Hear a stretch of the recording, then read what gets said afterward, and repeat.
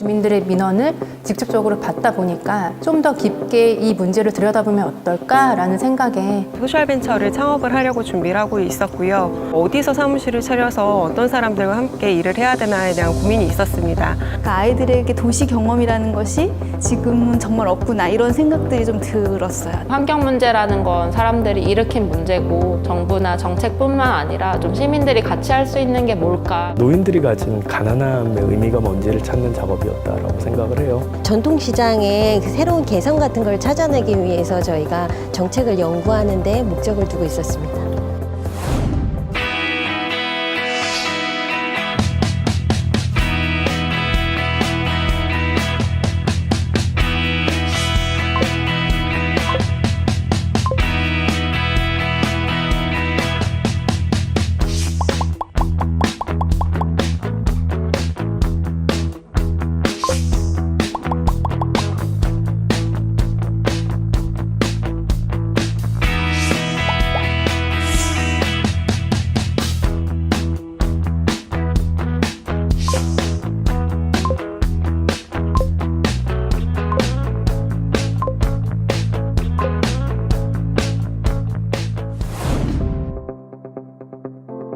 청년들이랑 같이 계속 퍼실리테이션이라고 이제 토론 기술이나 리빙랩 이런 방법들을 저희가 참고해서 계속 거듭해서 만나고 그 과정에서 어떤 의견이 좀 효과적이었는지 또 사람들이 필요로 하는 건 뭔지 또 어떻게 소통해야 되는지 이런 것들을 계속 도출하는 연구를 했습니다. 폐지 수집 노인들이 언제 어떻게 다녔는지를 모르니까 오전, 오후, 밤, 새벽 이렇게 시간대에 상관없이 하루에 한 4번 정도를 계속 조사를 쫓아다녔어요.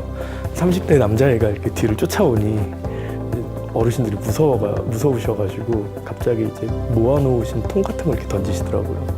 뭐 그런 사례도 있었고요. 창업자분들을 만나기도 했고요. 혹은 청년 창업자와 함께 일을 하면서 노동법이라든지 그런 기존의 규칙들에 대해서 잘 모르다 보니까 자기가 오히려 피해를 본 노동자들을 인터뷰하기도 했습니다. 고도 되게 한가운데 가로수나 전봇대들이 박혀 있는데 이런 것들도 좀 조사하고 주차장을 지나서 아이들이 집에 가기도 하고 이런 것들을 건물 인면들도 좀 살펴보고 그러면서 아이들이 어떤 환경에서 걷고 있는지 이런 것들을 좀 같이 살펴보는 작업을 했습니다. 한 3개월 정도 제가 그 마을에 직접 들어가서 주민들이랑 같이 인터뷰를 했는데요.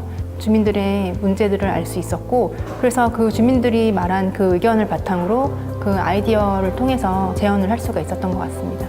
무식하면 용감하죠.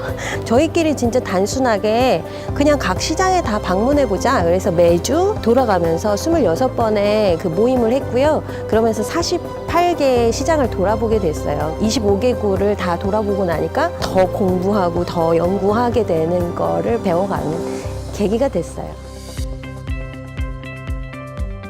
자기가 살고 있는 동네 혹은 나의 문제들에 자기가 관심을 가지고 자기가 연구하고 그 문제를 사실 스스로 정의하고 직시할 수 있는 어떤 이런 기회들이 있는 것이 되게 중요하고 외부에서 바라볼 땐 몰랐던 그들의 습관들이 있는데요. 그런 부분을 통해서 조금 더 이해할 수 있는 계기들이 만들어졌으면 좀 더 이 문제에 대해서 의무감을 갖고 깊이 좀 들여다볼 수 있는 기회가 되지 않았나. 어떻게 보면 작은 연구기 때문에 좀 더 어떻게 보면 그들의 삶에 개입을 하고 그들이 말하지 않았던 거를 들을 수 있었는데 그 과정 자체에 의미를 두고 기회를 주시기 때문에 누구든지 참여할 수 있는 게 아닌가, 그리고 그 고민을 성장시켜 볼 수 있는 기회가 되는 게 아닌가 생각했습니다. 서울을 진짜 좋아하게 됐고 사랑하게 됐다고 해야 되나요? 그리고 정책을 만들고 계시는 분들에 대한 신뢰도가 생겼었어요. 그래서 서울을 사랑하게 된 첫사랑 같은 느낌이었습니다.